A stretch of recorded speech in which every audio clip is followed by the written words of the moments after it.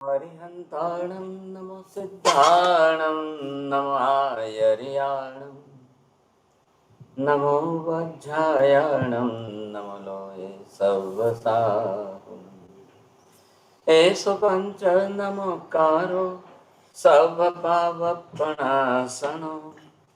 मङ्गलाणं च सर्वेसिं परमं हवै मङ्गलम् जय जगजीव जोनि वेयाणो जगगुरु जगानंदो जगनाहो जगबंधो जय जगपियामहो भय जय सुयाण बभवो तीर्थयराणम् अपचिमो जय जय गुरुलोकाणं जय महत्वा महावीर सच्चिदानंद संपूर्णं विश्वज्ञं विश्वपावनं शंखेश्वर पुरोक्तं सं पार्श्वनाथं नमामि सर्वारिष्ट प्रणाशाय सर्वाभीष्टार्थदायिने सर्वलब्धि निधानाय श्री गौतम स्वामिने नमः श्री सुधर्मा स्वामिने नमः अज्ञानतिमिरान्धनं ज्ञानाञ्जनशलाकया नेत्रमुन्मीलितं येन तस्मै श्री गुरवे नमः। धर्म लाभ बहुत बहुत आशीर्वाद सभी को सादर जय जनेत। कंडरवाद की इस 78वीं कक्षा में आप सभी का हार्दिक स्वागत है। पूर्व कक्षा में हमने देखा था कि प्रमाण के आधार से आत्मा की सिद्धि की थी, जिसमें प्रमाण दो प्रकार के होते हैं, प्रत्यक्ष और परोक्ष।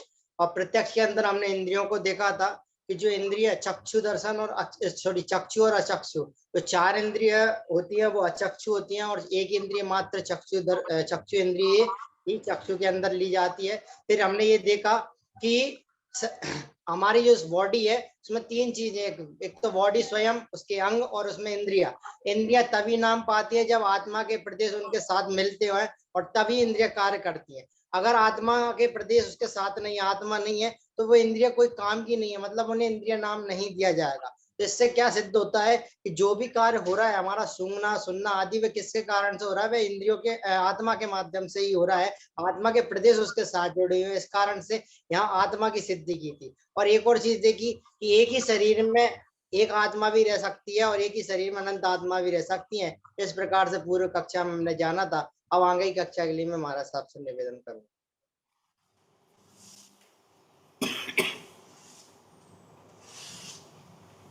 बहुत बहुत धन्यवाद। हाँ जी, जगत के अंदर जिस प्रकार के हमने पदार्थ देखे हैं, अब इन पदार्थों के अंदर आपको दो विभाग हम कर रहे हैं। एक पदार्थ जो जिस प्रकार का है वो समान द्रव्य आएगा, आप दूसरे नाम में इसको सदृश द्रव्य भी कह सकते हैं। किन द्रव्यों का कौन सा द्रव्य समान रूप में है? सदृश द्रव्य बिल्कुल समांतर उसके जैसा है, और वो संख्याएं जितने प्रमाण में ज़्यादा होगी तब जाकर के समांतर जाति बनती है। आ रहा है ख्याल में आपको?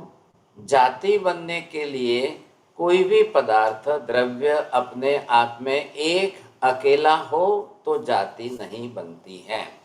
जिस पदार्थ के सदृश समान रूप से एक से अनेक द्रव्य हो तो ही जाति बनती है, नहीं तो नहीं बनती है।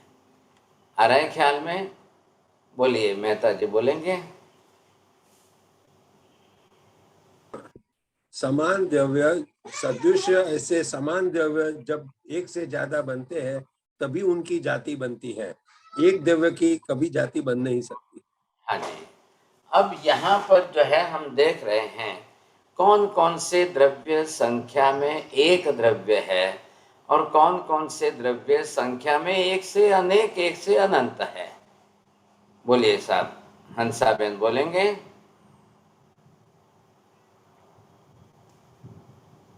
चलो महेंद्र भाई बोलशो।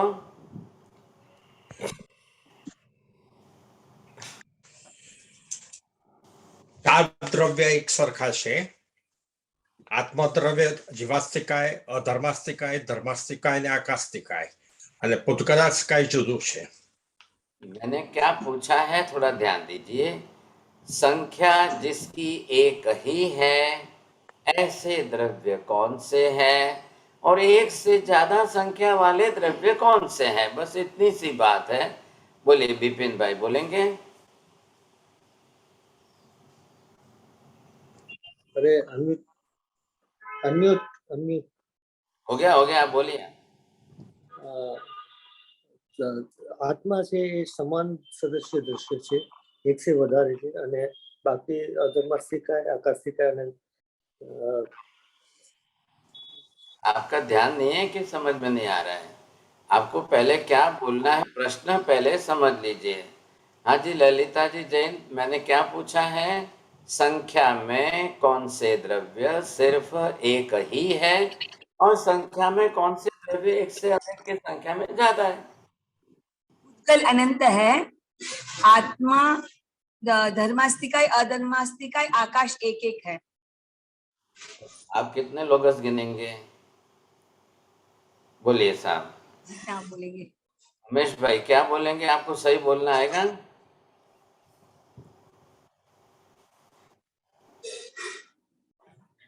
महाराज साहब, आकाश, धर्मास्तिकाय, अधर्मास्तिकाय सिंगल एक है जी, आत्मा और पुद्गल अनंत है जी।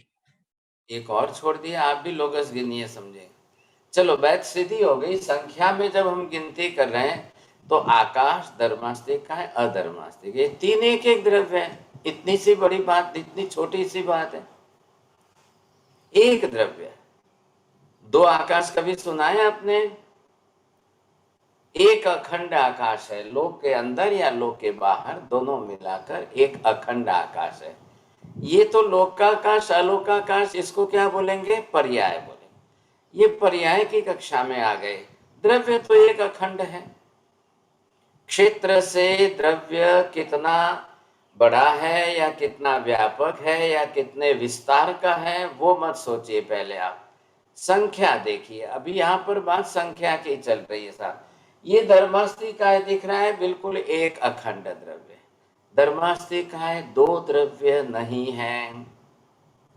आ रही बात ध्यान में?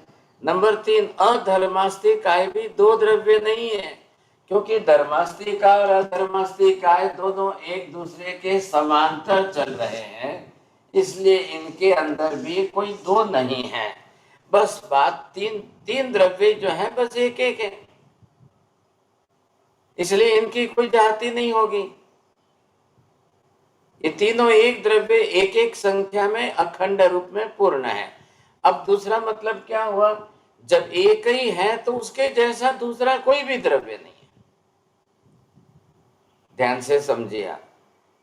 जो भी द्रव्य जगत में संख्या में एक रूप में एक ही संख्या में अस्तित्व होता है, उसके समान दूसरा द्रव्य होता ही नहीं है। बोलिए राहुल जी बोलेंगे, ध्यान है आपका? चलो आशा बहन बोलिए। जो भी द्रव्य एक है उसके संख्या जैसा दूसरा, संख्या में एक है, उसके जैसा दूसरा द्रव्य जगत में है ही नहीं।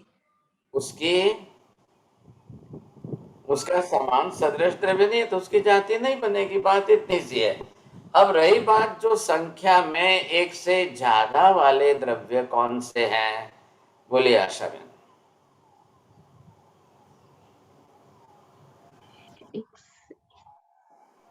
It's not working. Just I am asking that in the figure number 1 only, but having the much more figure of the substance, which one is that?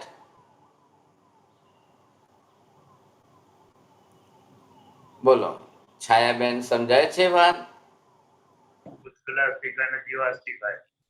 આત્મા અને પૂતગલ આસ્તિકાય એ સંખ્યામાં એક થી વધારે છે. વેરી ગુડ, बहुत धन्यवाद। अब ये आपने देखा समान द्रव्य, सदृश द्रव्य। अब ये आ गए बात जो है विपरीत द्रव्य, विरुद्ध द्रव्य, आप ये कहिए। ठीक है, तो आप विपरीत या विरुद्ध द्रव्य, अब इससे इसको समझना है, इससे इसको समझना है, कौन किसका विरुद्ध हुआ और कौन किसके समान द्रव्य हुए। बोलो प्रवीण भाई, क्या गए, बोलो।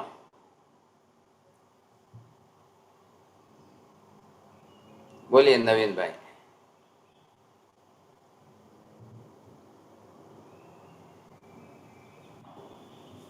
म्यूट નથી કર્યું સાહેબ.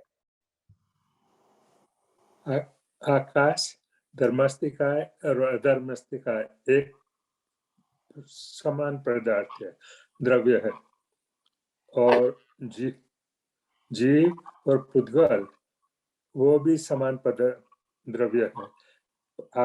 तो समानता क्या देखनी है? एक सरीखापन, द्रव्य से हो, गुण से हो, पर्याय से हो, जिस किसी भी रूप में अगर समानता मिल रही है तो वो सादृश्य द्रव्य है। द्रव्य से, गुण से, पर्याय से सर्वथा विपरीतता, विरुद्धता है, तो वो ठीक उसके विपरीत हो गया, विरुद्ध हो गया। बोलेंगे आप? बोलेंगे ऐसा कोई पदार्थ है नहीं जो विपरीत हो सकता है। देखिए अब क्या करना है आपको, just to compare with all in the 5 substances. So these are the 5 substances, which one is common for, similar to the other, and which one is totally opposite to the other. ये तो बोला था आकाश, अधर्मास्तिका और धर्मास्तिका वो एक समान है। अब आपको जब सादृश्यता बताएंगे, समानता बताएंगे, then you have to show the reasons for that. Right. और जब समानता नहीं है या विपरीतता है तो वहां पर भी आपको ये बताना है कि द्रव्य स्वरूप से, गुण स्वरूप से, पर्याय स्वरूप से, अब वो किस रूप में किस तरह से विरुद्ध है। समान है तो समानता, विरुद्ध है तो विरुद्ध है, विपरीतता। साम थोड़ा सा ध्यान दीजिए साम। अभी इधर मैंने ये बनाए दो, आप देख रहे हो। अब ये है धर्मास्तिका, ये है अधर्मास्तिका। बोलिए अब दोनों में समानता है कि विपरीतता है? कैसे बोलेंगे माता जी, बोलिए।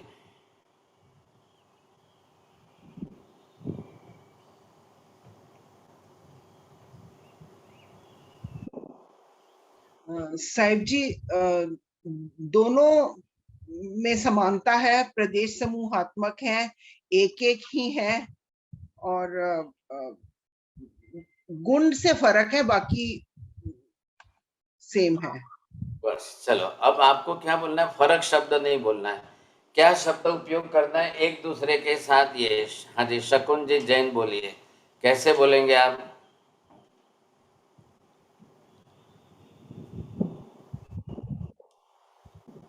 आप अनम्यूट करके बोलिए, नहीं तो आवाज नहीं आ रही।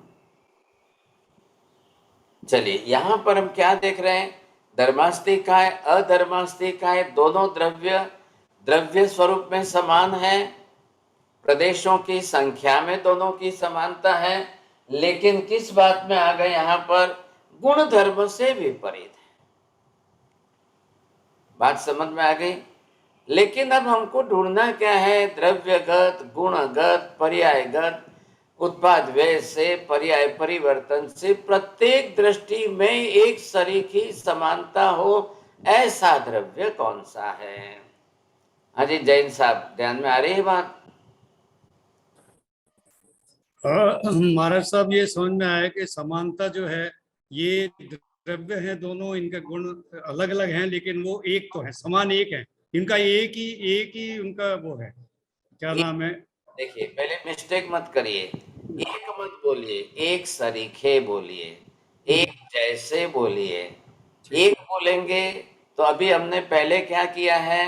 संख्या में एक से ज्यादा जो है उनकी बात हो रही है। संख्या में अगर एक ही है तो फिर सवाल ही नहीं है। तो अब हमको प्रश्न समझिए, द्रव्य से, गुण से, पर्याय से, उत्पाद से, व्यय से, पर्याय परिवर्तन से, प्रत्येक बात में समानता कैसे है ये समझना है। बोलिए प्रीति बेन, कैन यू एक्सप्लेन?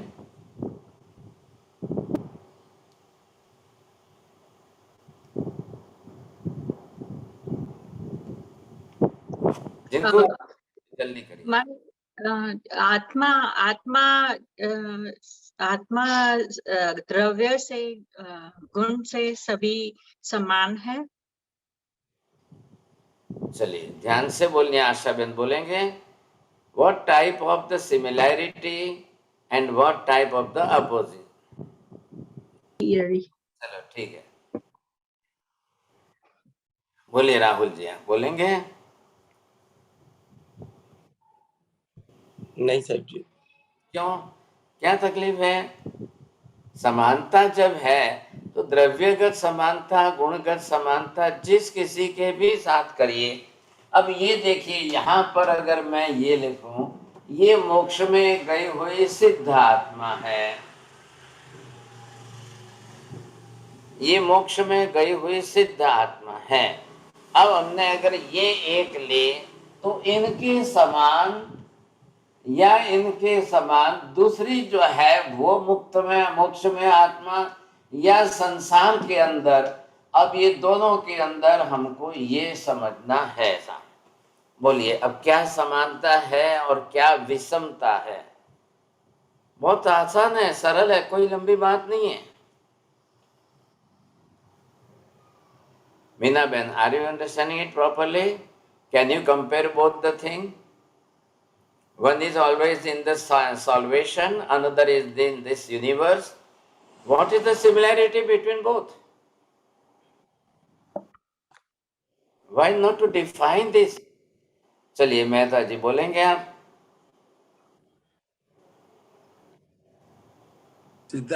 सिद्धात्मा में, सिद्ध भगवान में और संसारी जीव में समानता आत्मा है, दोनों आत्मा है, दोनों के आत्मा के गुणों की समानता है, मगर पर्याय में विपरीतता है।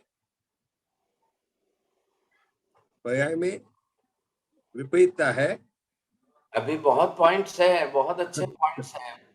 प्रवीण भाई, छाया बहन को प्रवीण भाई ने बोलवानो को बाजू में। સંસારિક આત્માનો મૂળ સ્વભાવ અને સિદ્ધ આત્માનો મૂળ સ્વભાવ સરખો છે, પણ સંસારી આત્મા કર્મોથી લેપાયેલો છે, સિદ્ધ આત્મા કર્મોથી લેપાયેલો નથી. સંસારી આત્માને ભાવ ભ્રમણોની રખડપટ્ટી છે, સિદ્ધ આત્માને હવે ત્યાંથી ખસવાનું નથી, ત્યાં સ્થિર છે. સંસારી આત્મામાં ગુણોની તરતમતા છે, સિદ્ધ ભગવાનમાં અનંત ગુણો છે. સંસારી આત્માને શરીરનો ભાવ હોય છે, સિદ્ધ આત્મા અશરીરી છે. સંસારી જીવો 14 રાજલોકમાં રહે છે, સિદ્ધ આત્મા 14 રાજલોકના છેડે सिद्ध शिला में रहे छे। बहुत बहुत धन्यवाद। आपको क्या सोचना है? द्रव्य से, गुण से, पर्याय से, उत्पाद से, व्यय से, ध्रुवता से, ये इन 3 और 3 6 इन पहलुओं से आप समानता रूप में स्वीकारना है। तो समानता का स्वरूप जिस तरह से है वो हमको देखना है। कई पॉइंट नहीं बोलता प्रवीण भाई। सिद्धात्मापन असंख्य प्रदेशी पिंड द्रव्य है, संसारी आत्मा भी असंख्य प्रदेशी पिंड द्रव्य है। हो गई संपूर्ण समानता, 100% समानता। बोलिए हम क्या सिद्ध करने जा रहे हैं? अगर एक आत्मा भी अगर आपको सिद्ध होती है तो जब उसके जैसी सिमिलर सब अनंत है तो उनकी भी सिद्धि हो जाएगी। If you can get my point to what the concept is, Meena Ben, first of all, you must take that point. What the concept? We have the subject is what? Today is the class of the Gandharvad. We have to prove the soul. आत्मा के अस्तित्व को हम सिद्ध कर रहे हैं।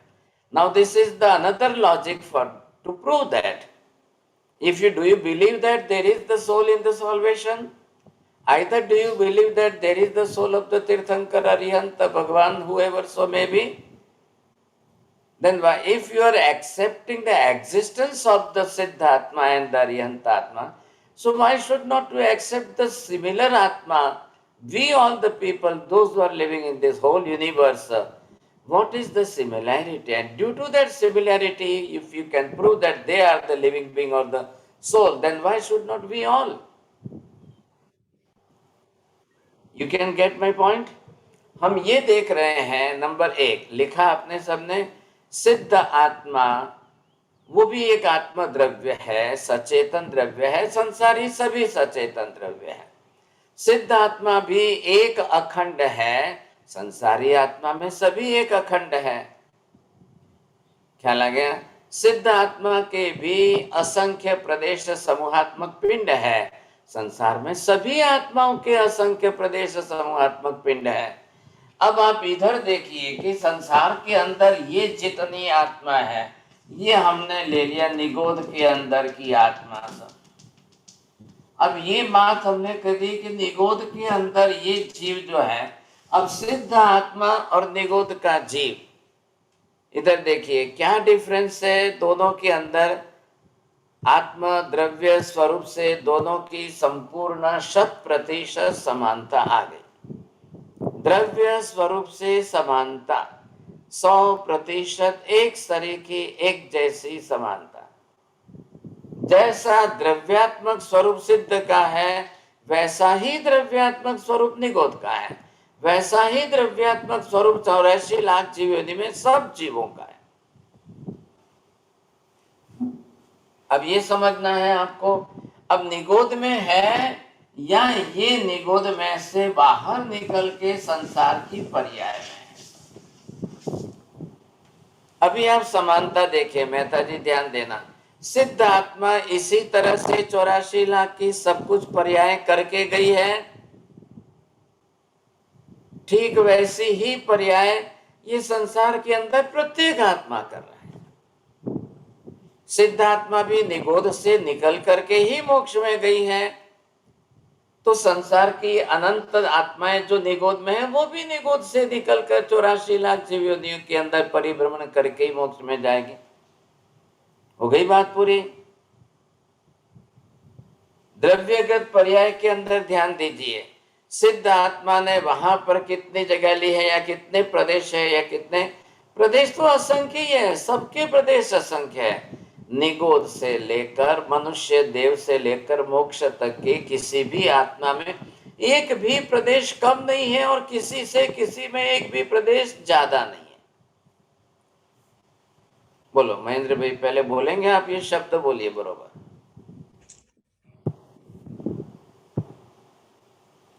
નિગોધમાં પણ 84 લાખ યોનિમાંથી ભ્રમણ કરીને જ આત્મા જાય છે, એ જ પ્રમાણે સંસારમાં પણ 84 લાખ યોનિમાંથી ભ્રમણ કરીને આવે છે, અને સિદ્ધ આત્મા પણ 84 લાખ યોનિમાંથી ભ્રમણ કરીને સિદ્ધ આત્મા બને છે। सिद्ध आत्मा जो मोक्ष में गई है, वो भी भूतकाल में 84 के चक्कर में अनंत पर्याय करके गई है। हमारी भी आत्मा ने ठीक उनकी तरह से ही 84 के चक्कर में अनंत पर्याय हमने कर लिए। हाँ, ये जरूर है कि अभी हम कर रहे हैं और भी कर रहे हैं, ये बात सही है,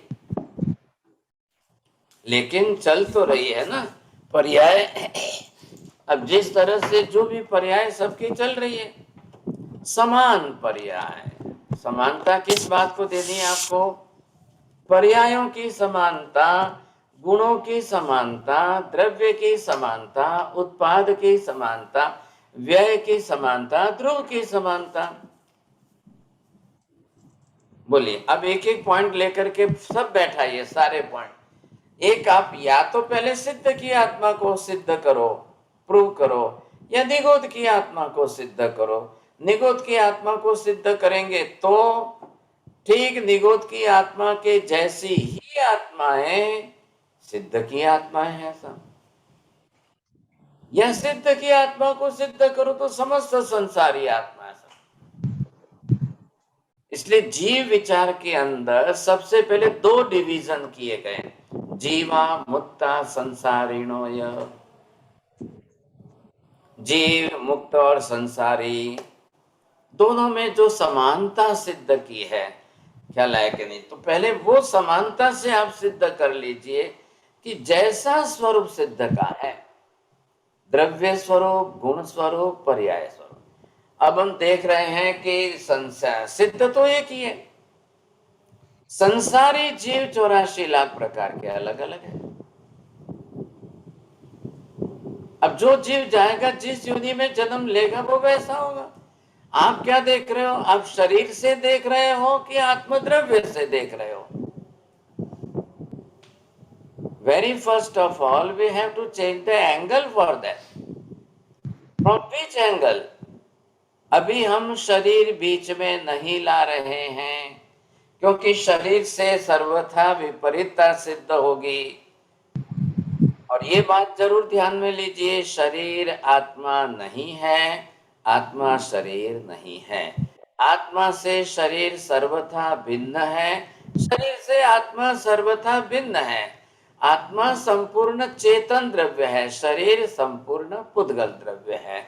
बोलिए चौरडिया जी। These are the 6 sentences. गिन करके 6 वाक्य बोलना है। आत्मा शरीर से भिन्न है, शरीर आत्मा से भिन्न है। आत्मा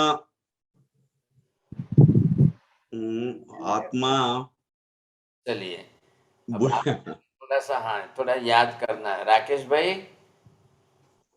is it possible for you to speak all the 6 sentences? नहीं महाराज साहब। धन्यवाद। चलो कोई नहीं, नरेंद्र जी बोलिए। आप गिन करके 6 सेंटेंस बोलना है। कॉमन चीज है, बड़ी बात नहीं है।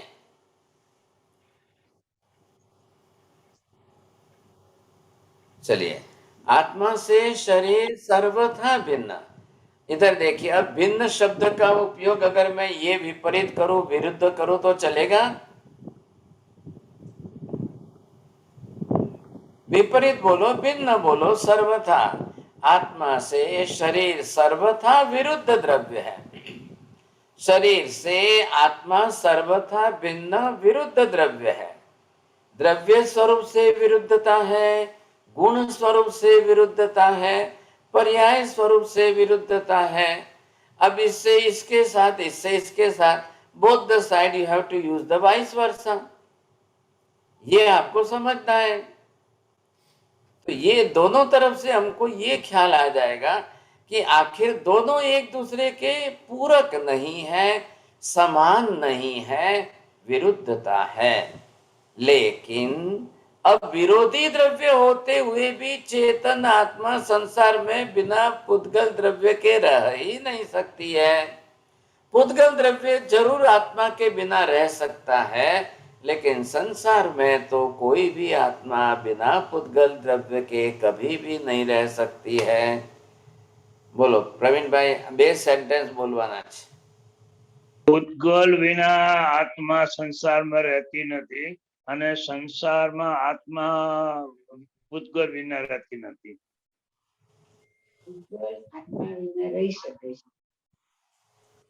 પુદ્ગલ વિના આત્મા સંસારમાં રહેતી નથી અને આત્મા સંસારમાં પુદ્ગલ વિના રહેતી નથી। તમે કાકીને બોલવા દો। બોલો માં, છાયાબેન બોલો।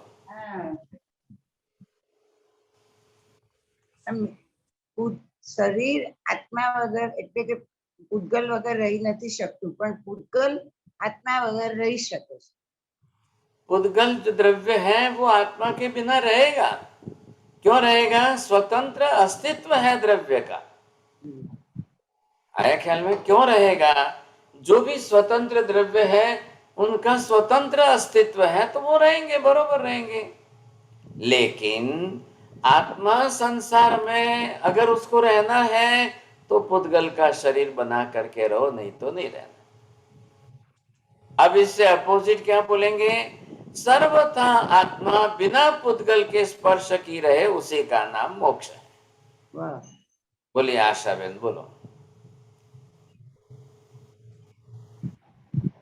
बिना पुद्गल के रहे वो सिद्ध है।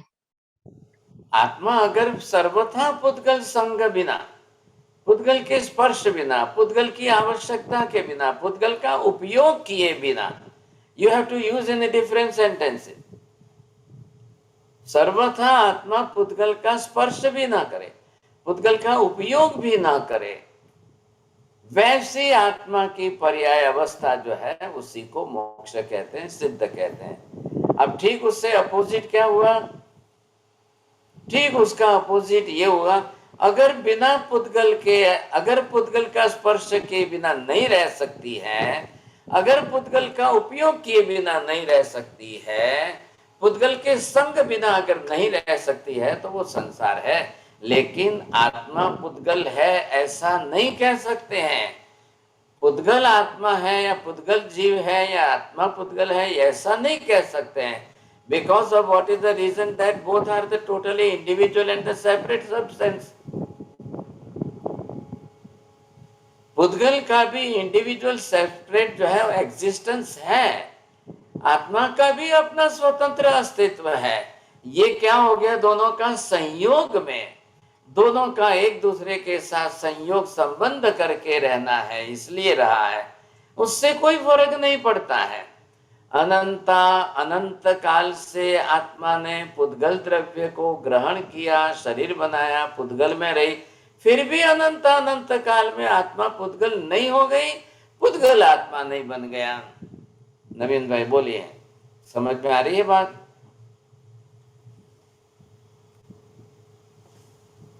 अनंत काल आत्मा संसार में रहते हुए पुद्गल के बिना रह नहीं सका है।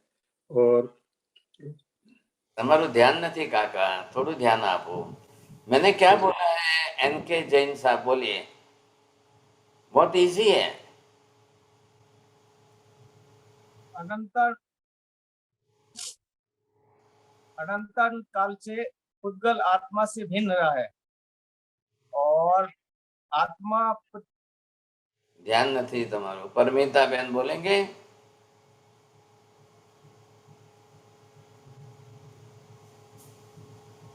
चलिए, क्या बात क्या है? अनंता, हाँ जी राहुल भाई बोलो।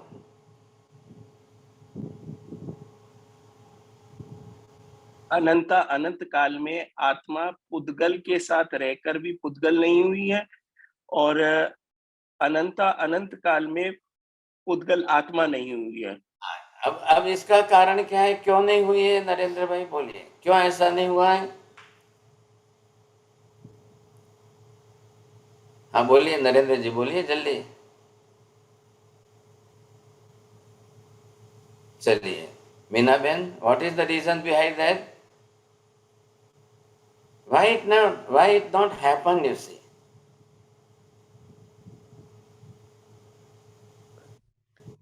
चलिए मेहता जी बोलिए। क्योंकि दोनों आत्मा और पुद्गल दोनों स्वतंत्र द्रव्य है और द्रव्य के गुण, द्रव्य कभी एक दूसरे द्रव्य में जो होता ही जाता ही नहीं है। देखिए अब सेंटेंस क्या बनाना है आपको? नियम क्या है? परमानेंट प्रिंसिपल, एक द्रव्य दूसरे द्रव्य के रूप में कभी कन्वर्ट होता ही नहीं है। परिणमन जिसको बोलते हैं, नॉट दैट कन्वर्जन। क्या है? अनंत स्वतंत्र तो है, ये उसका मतलब नहीं है, लेकिन ये शब्द जरूरी है। कोई भी द्रव्य, सबके साथ एक ही प्रिंसिपल लगाइए, आत्मा हो या पुद्गल हो, धर्मास्तिकाय हो या अधर्मास्तिकाय हो, या समान होने का मतलब ये नहीं है। समान होने का मतलब ये नहीं है कि वो दूसरे द्रव्य के जैसा बन जाए, वैसा नहीं हो। लेकिन आत्मा जो है सिद्ध के समान है, इसलिए कालांतर में जाकर के 100% आत्मा सिद्ध बन जाएगी। दूसरे द्रव्य के रूप में परिणमन नहीं, स्व आत्मा द्रव्य ही कालांतर में जाकर के सिद्ध बन जाएगा। तो वो दूसरे द्रव्य के रूप में परिणमन नहीं हुआ है। जो द्रव्य परस्पर सर्वथा विरुद्ध द्रव्य है, स्वतंत्र द्रव्य है, अस्तित्व है, कोई भी द्रव्य दूसरे द्रव्य के रूप में कभी परिणत होता ही नहीं है। परिणमन जो कन्वर्जन है, it will never happen. What today the science says that the soul is not the conscious matter, it is not the different thing, but it's a part of the atoms. If we can give the sensation in the atom form, then we become make as a molecule, then that sensation is working like the soul. So due to that sensation, high percentage of the sensation, then it convert in the soul form. What the today's science says that because the science is not believing the existence of the soul as an individual, not at all. तो science का अपना principle ये बना हुआ है, तो science not never believe the soul, तो उन्होंने उसकी जगह पर सेंसेशन वाले एटम्स को मॉलिक्यूल में कन्वर्ट करके उसी को आत्मा के नाम से दे दिया। देखो भाई, having that type of the sensation, ये बेस पर चल रहा है। This is the basic fundamental thing of the science, physics science. इसी बेस पर ये लोग जो है रोबोट बना रहे हैं, सब कुछ बना रहे हैं, how the robot can do the surgery of the person, you see. लेकिन जैसा सेंसेशन जीवात्मा में है, वैसा सेंसेशन जो है वो पुद्गल परमाणुओं के संयोजन में कभी आता ही नहीं है। वेदन संवेदन, जो महावीर जो शब्द बोल रहे हैं, वेदन संवेदन, संवेदन शुभ सुखास्पद दुखास्पद जैसा है, तो robot can not feel any happiness and miseries, nothing at all. Whatever type of robot you see, high percent, having it contains of the high percent of the sensitivity, but the robot cannot weep out and robot cannot laugh, you see, there is no sensation in that form. जितना उसके अंदर, robot के अंदर क्या है, आपने उसकी memory में जितना सेट किया है उतना फंक्शन कर लेगा। मैं यहाँ पर आपको क्या सिद्ध करने की बात कर रहा हूँ, एक कंसेप्ट में हमने यहाँ पर सिद्ध को लिया, तो सिद्ध के समांतर सभी स्वरूप में संसारी आत्मा भी सिद्ध होती है, और एक जैसी अनंता अनंत आत्माएं समान रूप से सिद्ध होगी। ये सदृश्यता, समानता जो है वो सिद्ध कर रही है। क्या तो शास्त्रों के अंदर कैसा एक उपमान प्रमाण, प्रत्यभिज्ञा प्रमाण, ये मैं और एक नेक्स्ट क्लास में फिर से बताऊंगा कि उपमान प्रमाण, प्रत्यभिज्ञा प्रमाण ये क्या कर रहे हैं, किसके जैसा। अभी अब किसी ने गाय देखी है लेकिन गवय नहीं देखा है, द नील काउ जिसको बोलते हैं, द नील काउ जंगल के अंदर जो होती है। अब जिसने नहीं देखा है, यहाँ हमारे विलेज के अंदर काउ देखी है लेकिन नील काउ नहीं देखी है, तो उसको कैसे समझाएंगे, समानता से, सादृश्यता से। अरे ये बात ध्यान में, अब लोग इस समय देखिए समानता के लेकर के कैसा विशेषण दिया है, बोलिए ललिता बहन बोलेंगे, लोग समय समानता का विशेषण देकर कैसे भगवान के अंदर। हाँ, चंदेसु निम्मलयरा आयचेसु अहियम पयासैरा सागर वर गंभीरा। अब ये तीन उपमा जो दी है वो समानता के कारण। अब सादृश्यता, समानता जो उपदेशात्मक स्वरूप में लेकर के बात बैठाई, वो दोनों की कंपैरिजन क्यों की है, क्यों दोनों की कंपैरिजन करने की जरूर क्या पड़ी, क्यों की है, उसके लिए यहाँ पर बोल रहे हैं, अनेक चंद्रों में अनेक चंद्र मिलकर जो शीतलता बनती है, निर्मलता बनती है, उससे भी अधिक निर्मलता तीर्थंकर भगवानों में है। अनेक सूर्यों के इकट्ठे होने पर जितनी प्रकाश की अधिकता बनती है, उससे अनंत गुना प्रकाश तीर्थंकर के केवल ज्ञान में है। अरे ये ध्यान में बात, असंख्य द्वीप समुद्रों में अंतिम जो स्वयं भूरमण समुद्र है, उसमें जितनी गंभीरता है उससे अनेक गुनी गंभीरता तीर्थंकर में है। क्या हुआ, इधर दोनों में कंपैरिजन करके समानता एक तरीके बता करके जो बात बैठाई है, तो यहां हम क्या देख रहे हैं, सिद्ध के पहले या तो सिद्ध को कंसेप्ट में लीजिए और उसकी कंपैरिजन कर दे में सब संसारी जीवों, यह सब संसारी जीवों को लेकर के सिद्ध के साथ कंपेयर करिए। महावीर स्वामी की आत्मा ने संसार में कितनी पर्याय धारण की? बोलिए चोरडिया जी।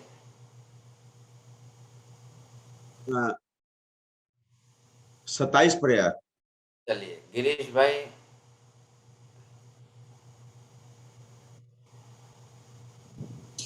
सबकित पाने के बाद 27 पर्याय। हाँ जी, अनंत अनंत पर्याय धारण की। महावीर स्वामी की आत्मा ने भूतकाल में अनंत अनंत पर्याय, वो भी निगोद में से निकल के आए, तो निगोद में से निकल करके मोक्ष में गई, वहां तक कितनी पर्याय धारण कर ली। अब चाहे महावीर स्वामी बोलो, शांतिनाथ बोलो, आदिनाथ बोलो, कोई भी भगवान लो, निगोद में से निकल करके इतनी अनंत अनंत पर्याय धारण करके ही वो मोक्ष में गई है। चलो अब आज जाकर महाविद्य में हम सिमंदर स्वामी को हमारे बारे में पूछे, हे भगवान, मैंने संसार के अंदर आज दिन तक कितनी पर्याय धारण की? तो क्या उत्तर देंगे सिमंदर स्वामी? जितनी पर्याय महावीर स्वामी ने धारण किए उतनी पर्याय आपने भी धारण की है, क्योंकि अनंत का तो अब फिगर गिनती करके लाना कहां से? जब महावीर स्वामी की आत्मा ने अनंत पर्याय भूतकाल में धारण की है, हमने भी की है, शांतिनाथ ने की है, हमने भी की है। अनंत के अंदर क्या कम और क्या ज्यादा, कैसे करना? बोलिए साहब। अनंत के अंदर कम ज्यादा क्या करना? तो ये जो पर्याय धारण की है, इन पर्यायों की समानता आ गई, द्रव्य की समानता आ गई, गुण की समानता लीजिए। बोलिए साहब, अब हीना बेन गुणनी समानता केवी रीते करशो? बोलेंगे हीना बेन दोषी? नहीं, चलो जाने दो। बोलिए साहब, शकुन जी जैन बोलना है? चलिए हंसा बेन, गुण की समानता कैसे? हमारे गुण खाली ढके हैं, लेकिन हमारे और सिद्ध के गुण समान ही है। उनके भी पहले ढके थे, अब खुल गए हैं। अब देखिए, कर्म के आवरण। एक सेंटेंस की जरूर है, एक सेंटेंस प्रॉपर आ जाए तो आपको 4% इधर उधर करने ही नहीं पड़े। जितने गुण सिद्ध के हैं उतने ही गुण निगोद में हैं, जितने गुण निगोद के हैं उतने ही गुण सिद्ध के हैं। निगोद के गुणों से सिद्ध के गुण रत्ती भर कम ज्यादा नहीं है। सिद्ध के गुणों से निगोद के जीवों में सत्तागत गुण में कम ज्यादा 19-20 कुछ भी नहीं है। अब रही बात पर्याय की, ध्यान दीजिए, गुणों की पर्याय। पहले आपको क्या बोलना है? गुण। गुण की समानता एक सरीखी आ गई। अब निगोद में और संसारी जीवों के अंदर ये गुण परपुद्गल द्रव्य से आच्छादित ढके हुए हैं, और सिद्ध ने अपने गुणों को सर्वथा पूर्ण रूप में प्रकट कर लिया है। ये फर्क है और बाकी की समानता है। अब ये बात समझ में आ गई हो तो बरोबर राकेश भाई बोलिए। हाँ महाराज साहब, सिद्ध आत्मा में अनंत गुण प्रकट हो चुके हैं, संसारी आत्मा में अभी नहीं हुए हैं। चलिए, पहले इतनी सी बात में नहीं बोलना है, पूरा विषय समझिए आप। अभी मैंने कितना डिस्क्राइब किया है, किस तरह से किया है, तो फिर उस हिसाब से ही आपको बोलना चाहिए। बोलेंगे गिरीश भाई, बोलना है? नहीं हो रहा। हाँ, सत्तागत गुण दोनों के शरीर के, बरोबर, और पर्याय है। पहले एक दोनों तरफ नक्की कर लो। सिद्ध में भी जो गुण है और संसारी जीवों में जो गुण है, चाहे कितने भी अनंत है, समानता क्या है? गुणगत अस्तित्व, गुणों का स्वरूप, गुणों का प्रमाण, गुणों का होना, ये अस्तित्व जो है, तीनों बातों की संपूर्ण समानता है। अब पर्याय भेद क्या है? संसारी जीवों ने अभी अपने गुण प्रकट नहीं किए, वो आच्छादित है, ढके हुए हैं। सिद्ध ने अपने सभी गुण पूर्ण रूप में प्रकट कर लिए, लेकिन पर्यायगत भेद होते हुए भी गुणों के अस्तित्वगत समानता एक शरीर की है। बोलो प्रवीण भाई, बोल जो एक ज वाक्य बोलવાનું છે। पर्याय रूपे भेद होवा छतांय स्वरूप रूपे બંનેમાં सेम गुण છે। हाँ जी, ये बात आ गई कि नहीं। अब द्रव्यगत समानता क्या हुई, गुणगत समानता क्या हुई, पर्यायगत समानता क्या हुई। इतनी बात बैठ जाए तो फिर बाद में उत्पाद वे द्रव्य आदि की बात लेंगे हम। लेकिन अब क्या है, टाइम तो पूरा होने आया, 2 मिनट बची है साहब। बोलो चलिए, किसको प्रश्न पूछना है? थोड़ा सब्जेक्ट ध्यान में लीजिए, नेक्स्ट क्लास के अंदर थोड़ा और ज्यादा डिटेल करके क्लियर करूंगा। कई लोग जो है थोड़ा सा रिवीजन नहीं करते हैं तो पुरानी बात भूल जाते हैं। जिन लोगों ने पदार्थ ज्ञान विज्ञान की क्लास भी अटेंड की है, उनको बरोबर थोड़ा सा रिवीजन करना जरूरी है। और इसकी भी जो क्लासें हैं तो ध्यान में रखेंगे तो वो सिद्धांत हमेशा काम रहेंगे ना। पदार्थ विज्ञान में सिद्धांत बदलते नहीं है, परमानेंट सिद्धांत रहते हैं। चलिए प्रवीण भाई बोलिए। आ लॉजिक थी जे આપણે સાબિત કરવા જઈએ છીએ, સિદ્ધની વાત અને સંસારના આત્માની વાત કઈ રીતે સરખું છે, કઈ રીતે ડિફરન્ટ છે। પણ આપણે ગૌતમ ગણધર મહારાજ મોક્ષને જ માનતા નથી અને સિદ્ધ તરીકેના સ્વરૂપને માનતા ના હોય તો આ કમ્પેરિઝન થી એમને કેવી રીતે કન્વિન્સ કરાય? ગૌતમ સ્વામી સિદ્ધની વાત કે મોક્ષની વાતમાં ના નથી પાડતા, આત્માના અસ્તિત્વની ના પાડે છે। પેલું સ્વીકારે છે? હા, મોક્ષને સ્વીકારે છે। મોક્ષને ન માનનારા 11મા છેલ્લા ગણધર પ્રભા સ્વામી છે। અહીંયા बात कोनी चाले छे, इंद्रभूति गौतम आत्मा के अस्तित्व का निषेध कर रहे हैं।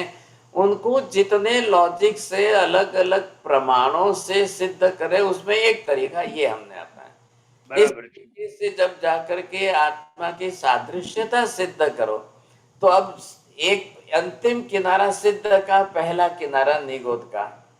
अब 2 के बीच में संसार की सभी पर्याय हैं। तो समान गुण धर्मों के आधार पर, समान द्रव्यता के आधार पर, समान पर्यायों के आधार पर एक की अगर आप बात करो तो दूसरे सभी की बात समान रूप में कैसे, वो हम प्रूव करने जा रहे हैं। क्या लाया कि नहीं?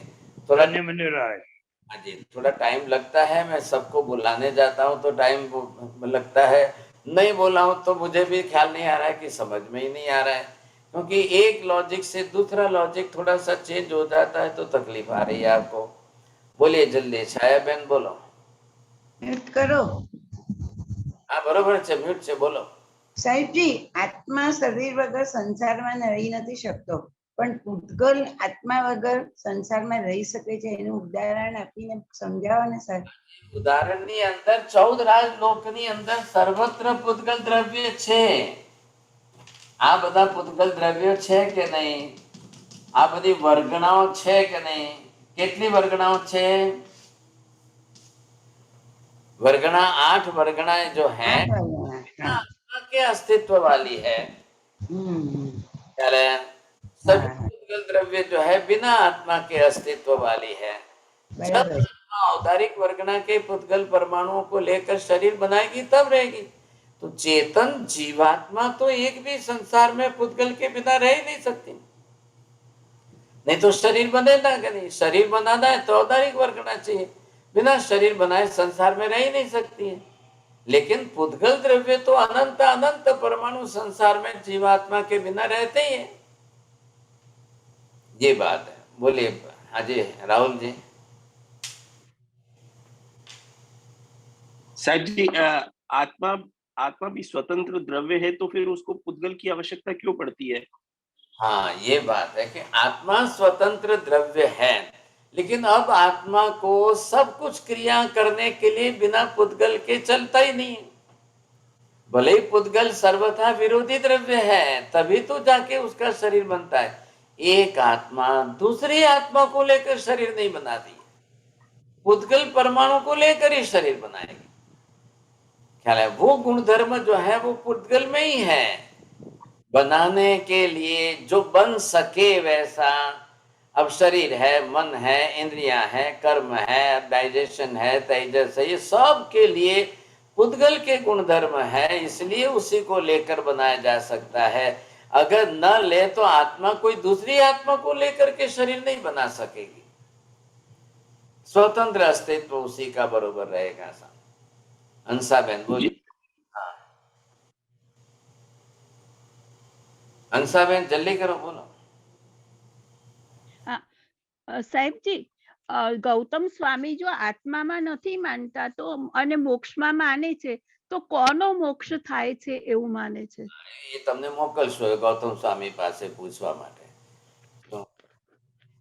હા, મોક્ષની ના નથી પાડતા પણ આત્માને નથી मानता। बौद्ध दर्शन में आज भी ऐसा है, आत्मा के अस्तित्व को स्वीकारने के लिए आनाकानी करेंगे, लेकिन मोक्ष की बात के लिए ना नहीं बोलेंगे। तो फिर किसका मोक्ष है, कैसा मोक्ष है?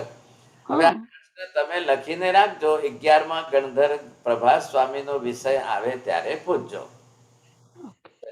3 मिनट ऊपर हो गई है, दूसरी क्लास करें।